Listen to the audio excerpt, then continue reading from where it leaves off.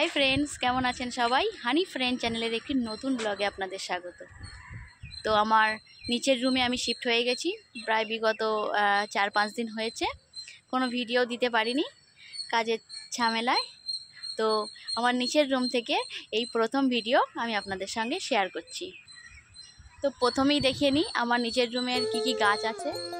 প্রথমেই দেখুন, এরকম সুন্দর কারি পাতা গাছ আছে। এখানে পুরো দেখুন কারি পাতা বাগান হয়ে গেছে পুরো। সবাই এখান থেকেই মোটামুটি কারি পাতা নিয়ে যায়। আর আমিও ভাবছি এই কারি পাতাকে আমি একটু শুকিয়ে না এগুলোকে পাউডার বানিয়ে বাড়িতে নিয়ে যাব। আর এই দেখুন, এই যে হালকা লাইট পিঙ্ক কালারের একটা জবা গাছ ওখানে আছে। এই জবাটা আমার সবথেকে ফেভারিট জবা। কিন্তু এই গাছগুলোকে না খুব যত্ন আস্তে করে বসানো হয়েছিল, যে আগের যে দাদাভাই ছিলেন এই রুমটাতে তিনি লাগিয়ে গেছেন। কিন্তু গরুদের জন্য না এত অসভ্য গরুগুলো এসে এসে এই গাছগুলোকেই খেয়ে যায়। তো আমি নিচে এসেছি এই রুমটাতে থাকতে, তো গাছগুলোকে যত্ন করছি। পিছন দিকতে গরু আসার জন্য কিছুটা প্রোটেকশন দিয়েছি, জানি না কি হবে, তবে সবসময় নজরে রাখি যেন গাছগুলোকে আর কোনো গরুতে আর খেতে না পারে। আর এদিকটাতে দেখুন কি সুন্দর একটা, আমার এই বাগানের কি সুন্দর এরকম একটা লাল জবার গাছও আছে। আর ওদিকটাতে একটা লেবু গাছ আছে, সেই ওই দিকটাতে দেখতে পাচ্ছেন, হ্যাঁ ওই যে। আর এদিকটাতেও কিন্তু একটা লেবু গাছ আছে, এখনো লেবু হয়নি। আর এখানে একটা দেখুন আমার কারি বাগানের নিচে ঠিক ছোট্ট আর একটা এরকম জবা গাছ। আর এই দেখুন এই একটা ছোট্ট ছোট্ট সাদা টগর ফুলের মতো, কি সুন্দর লাগছে এই ফুলটাকে দেখতে। আর এই ফুলটা যদি একদিন ফোটে, এখন 3-4 দিন ধরে এইভাবেই থাকে। তো আমার এই নিচের ঘরে থাকার সব থেকে পরিচয় করিয়ে দিই আমার গাছপালার সাথে। আর আমি গাছপালা লাগাতে বা গাছপালাকে একটু যত্ন আত্তি করতে আমার খুব ভালো লাগে। বিশেষ করে ফুল গাছ জাতীয় জিনিসের প্রতি আমার খুব আকর্ষণ। এতদিন আমি ওপরে ছিলাম, কিছু করতে পারিনি। আর এগুলো লাগানোই ছিল, তেমন করে নতুন কিছু লাগাইনি। তবে এদেরকে আমি যত্ন আত্তি করে যাতে এরা খুব সুন্দরভাবে এদের ফুল দিতে পারে, দেখতেও খুব সুন্দর, আমি সেই ব্যবস্থা নেব। দেখুন, তার জন্য আমি রান্নার যে খোসাগুলো, যেটা সবজির খোসা, সেগুলোকে আমি এখন আর বাইরে ফেলি না, সেগুলোকে রেখে রেখে এইসব গাছের গোড়াতেই এখন দিয়ে দিই। কম্পোস্ট সার বানানোরও প্রসেসটা আমি জানি, কিন্তু সেটা জন্য একটু গোবরের প্রয়োজন। তো এখানে তো সেইভাবে গোবর পাচ্ছি না, তো কম্পোস্ট সারটা আর বানাতে পারছি না। কিন্তু এইভাবেই সবজির খোসাগুলোকে গাছের গোড়ায় দিয়ে গাছকে যেভাবে একটু সার পাওয়া যায় সেটাই ব্যবস্থা করছি। আর এইখানটাতে দেখুন খুব সুন্দর, এটা হচ্ছে আমার বাগানের সব থেকে একটা সুন্দর ফুল, তো যেটাকে আমি ব্যাক ক্যামেরা করে দেখাই। এটা আমি আজ 4-5 দিন ধরে দেখছি, এর কুড়িটা কিন্তু এসেছে, কিন্তু কুড়িটা এখনো পর্যন্ত ফাটেনি। এটা কিন্তু আমার বাগানের সব থেকে একটা দামি ফুল, খুব সুন্দর। এই ফুল গাছগুলো কি করে পেয়েছি সেটা আমি বলি। তামিলনাড়ুতে আমরা যদি কোনো বিয়ে বাড়িতে যাই, তো সেখানে যখন বিয়ে বাড়ির খাওয়া দাওয়া শেষ হয়ে যায়, আমরা যখন চলে আসি সেই অনুষ্ঠান থেকে, তো এদের রীতি আছে, এরা সেই অনুষ্ঠানে গেলে একটা করে রিটার্ন গিফট দেওয়া হয়। তো এখানে রিটার্ন গিফট হিসাবে এই ধরনের গন্ধরাজ ফুলের গাছ, তারপরে বিভিন্ন ধরনের জবা, তারপরে বিভিন্ন ধরনের ফলের গাছ, এই ধরনের এরা গিফট দেয় আমাদেরকে। তো আমরা সেগুলোকেই ওখান থেকে এনে এই বাগানে আমরা লাগিয়ে রেখেছি। গেলে মোটামুটি বিয়ে বাড়িতে গেলেই আপনাদেরকে গাছ কিংবা নারকেল কলা এই জাতীয় কিছু গিফট দেওয়া হয়। তো দেখানো হয়ে গেল আমার পুরো বাগানটা। আর এখানে দেখুন হলুদ করবি ফুল আছে, আর একটা আছে পিঙ্ক করবি, চলুন সেটাকেও একটু দেখাই। এই দেখুন কি সুন্দর না, পিঙ্ক করবি। এটা হচ্ছে আমার এই ঘর রুমটাতে ঢোকার এই যে গেটটা আছে, এই গেটের পাশেই একদম এরকম একটা করবি ফুল গাছ লাগানো আছে।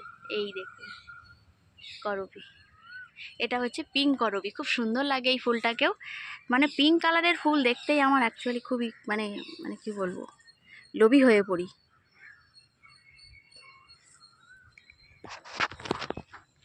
আর এদিকটাতে দেখুন, এদিকটাতে এরকম একটা কেবিল তার টানানো আছে, যেখানে আমরা জামা কাপড় শুকাই।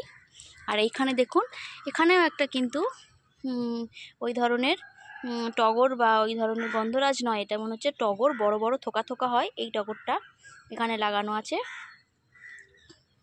এটাতে সকালবেলা একটু ওই কিছু খোসা টোসা, আমের খোসা, কলার খোসা দিয়েছি এবং একটু জলও দেওয়া আছে এখানে। আর এইখানটা দেখুন, এটা হচ্ছে গোলাপ গাছ। গোলাপ গাছের ডালগুলো খুব মানে উঁচু হয়েছিল, অনেকগুলো ফুল ফোটার পরে না ডালগুলো কেমন হয়ে গিয়েছিল, তো আমি সেগুলোকে কেটে দিয়ে না এরকম অ্যালোভেরার মাথাগুলো এর মাথায় পরিয়ে রেখে দিয়েছি। আর এখান দিয়ে একটা এই যে পাতা গজাচ্ছে, আর তারই সঙ্গে ওপরে আছে এই দেখুন আমাদের সব থেকে একটা দামি ফল, সেটা হচ্ছে আথা। এই আথাটা কিন্তু তামিলনাড়ুতে সব জায়গায় আমরা অ্যাভেলেবেল দেখতে পাই এই আথাটাকে, দেখুন। আর আমার এখানে এই আথা গাছটা, আমি প্রচুর যখন ওপরে ছিলাম তখন আথা পেড়ে নিয়ে গিয়ে খেতাম। তো এই দেখুন একটা আথাও এখানে কিন্তু হয়ে আছে। আর এই আথা হলে কিন্তু প্রচুর পাখিদেরও এখানে বাস হয়, প্রচুর পাখিরাও এসে এই আথাগুলোকে খেয়ে যায়। ওপরেও এই একটা আছে। আমি ভাবছি না যে বন্ধুরা, এই গাছের ডালগুলোকে যদি আমি কেটে একটু ঝুরিয়ে দিই আর নিচে থেকে একটু পরিচর্যা করি, তাহলে মনে হয় ফলটা আরও বেশি পাওয়া যাবে। অনেক দিনের পুরানো ডাল এগুলো, তাই ভাবছি। প্রমিতার বাবার সাথেও এই নিয়ে একটু আলোচনা করেছি, সেও বলল ঠিক আছে, একদিন কেটে দিলেই হয়, দিয়ে আবার নতুন যেন মানে ডাল গজিয়ে যেটাতে ভালো সুন্দর ফল আসে। তো খুব সুন্দর এখানে আথা গাছ। আর এখানে আমাদের শুধু একটা নয়, প্রত্যেক মানে ঘরের সামনেই একটা করে আথা গাছ এখানে পাওয়া যাবে। আর প্রচুর পরিমাণে আথা কিন্তু এখানে আমরা দেখতে পাই এবং আমরা খেতেও পাই, যেটা বাংলাতে এত তাড়াতাড়ি আথাটাকে আমি অত দেখতে পাই না। তো এই দেখুন আবার কিছু কিছু ফুলও এসছে আথা গাছে, আপনাদেরকে দেখাই। ওই দেখুন সুন্দর ফুলও এসছে আথা গাছে। তো আথাটা যখন হবে তখন আরও সুন্দর করে আপনাদের সামনে আরও ভিডিও করে শেয়ার করব। আর এই দেখুন সব থেকে একটা উপকারী জিনিস আমাদের মেয়েদের জন্য, স্কিন কেয়ারের অ্যালোভেরা, যেটা সব থেকে বেশি প্রয়োজন হয়। হাতে, পায়ে, মাথায়, মুখে সব জায়গাতেই লাগিয়ে বসে থাকি এই অ্যালোভেরাটাকে। প্রমিতার একটু স্কিনে কিছু কিছু দানা দানা এসছিল, তো কালকে ওকে একটু এই ডাল ভেঙেই না ওর গায়েতে লাগিয়ে দিয়েছিলাম। তো দেওয়ার পরে বিকালের দিকে দেখছি ওর দানা দানাগুলো একটু অনেকটা চুলকানোও কমে গেছে এবং দানা দানাগুলো ছোটও হয়ে এসছে, অনেকটা কমার পথে চলে এসছে।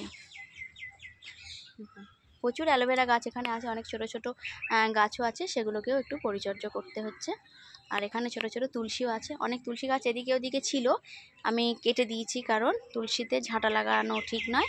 আর আমার উঠোনটাকে পরিষ্কার করে ঝাড় দিতে গেলে অসুবিধা হয় বলে একটু তুলসী গাছগুলোকে কেটে দিয়েছি ভালো বাড় দেখে।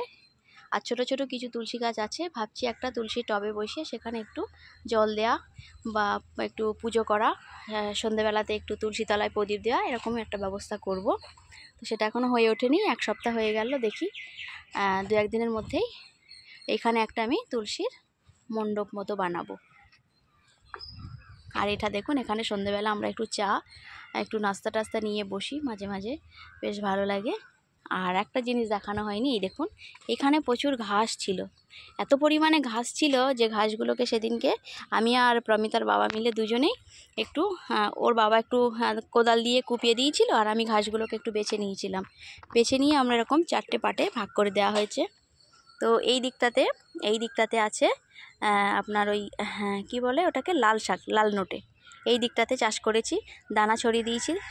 জানি না কবে চারা আসবে, তবে 5-7 দিন সময় লাগে চারা আসতে, সেটা আসলে আপনাদেরকে শেয়ার করব। আর এই দিকটাতে লাগিয়েছি অনেক দিনের মিটুলি ওয়ালা পুঁই শাক দিয়েছিল, তাতে কিছু পাকা মিটুলি ছিল, সেগুলোকেই আমি জড়ো করে শুকিয়ে রেখেছিলাম, সেগুলোকেই আমি এখানে ছড়িয়ে দিয়েছি পুঁই শাকের হওয়ার জন্য। তো পুঁই শাকটা হলেও আপনাদের সাথে অবশ্যই শেয়ার করব। আর এই একটা আমার ছোট্ট একটা মানে কিচেন গার্ডেন বা সবজি বাগান মতন আমি এটাতে বানানো চেষ্টা করব। কিছুটা পরিমাণ ঘাস পরিষ্কার করে রাখা আছে, আর কিছুটা পরিমাণের এখানে সবজি গাছ এটা সেটা এনে লাগাবো। কিন্তু এখানে কোথায় এই ধরনের চারা গাছ পাওয়া যায় আমি তো জানি না, তো ভাবছি যখন বাড়ি টাড়ি কেউ যদি যায় ওয়েস্ট বেঙ্গলে, তখন তাদের দিয়ে একটু দানা আনিয়ে নেব, সেই দানাটাকে এখানে বসিয়ে দেব, যাতে কিছু ছোট্ট করে আমার একটা কিচেন গার্ডেনও যেন এখানে হয়ে যায়। আর আমার এই গাছটার সম্পর্কে তো আপনাদেরকে বলাই হয়নি। দেখুন খুব বড় একটা গাছ, খুব সুন্দর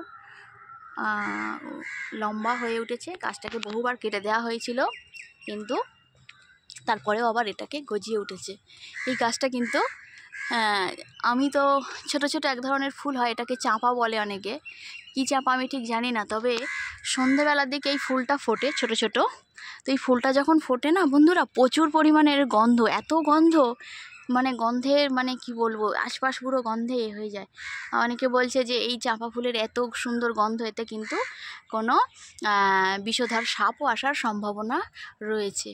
তো তাই নিয়ে একটু চিন্তা করছি যে কি করব। কিন্তু গাছটা কিন্তু খুব সুন্দর, ফুলটা যখন হয় সন্ধ্যাবেলা এখানে বসলে বা রাত্রে বসলে খুব সুন্দর একটা আস্তে আস্তে মৃদু মৃদু গন্ধটা ছড়িয়ে আসে, খুব সুন্দর লাগে। এটা হচ্ছে একটা চাঁপা ফুল গাছ।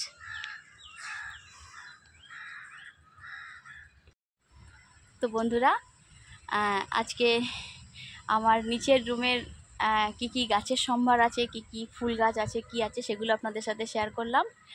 আর এরপরে আমি ভিডিওগুলো নিচের কোয়ার্টারে মানে রুমে যখন এসেছি এখানে থেকেই ভিডিওগুলো করবো। আর অনেকটা জায়গা পাওয়ার জন্য আমি ভিডিওগুলো মনে হয় আগের থেকে একটু ভালো করতে পারবো, কেননা আগে ওপরের রুমে আমার ঠিক ভিডিও করা ঠিক হতো না, খুব একটা ভালো আমি ভিডিও করতে পারতাম না।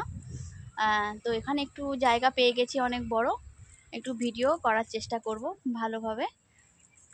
আর আমার গাছের সম্ভার বা আমার আজকের ছোট্ট এই বাগানটাকে আপনাদের কেমন লেগেছে প্লিজ আমাকে কমেন্টস করে জানাবেন। আর ব্লগটি আমি আর বড় করব না, ব্লগটি আমি এখানেই শেষ করব। আমার ব্লগটি কেমন লেগেছে আপনারা একটু প্লিজ কমেন্টস করে প্লিজ জানাবেন। আর ভালো লাগলে একটা লাইক করে দেবেন। আবার ফিরে আসবো নতুন কোনো ব্লগ নিয়ে, নতুন কোনো দিনে। ততক্ষণ পর্যন্ত সুস্থ থাকবেন, ভালো থাকবেন। আজকের মতো আসি, টাটা।